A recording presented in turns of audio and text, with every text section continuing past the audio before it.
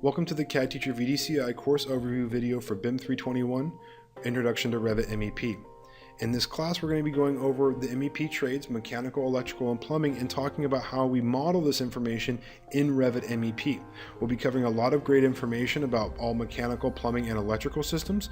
We will also be covering information about our project browser. How can we go ahead and organize this into different disciplines so that our project is organized and flowing smoothly.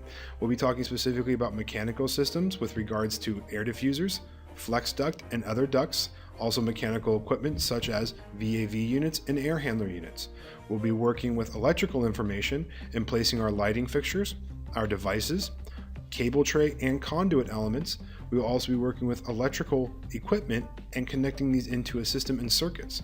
We will also be talking about our plumbing information, creating our hot and cold water systems, our sanitary systems, dealing with slope piping, placing plumbing fixtures, and using the copy monitor function using the background file that we will be linking in to place our actual plumbing fixtures. I hope that you join us, and I'll see you there.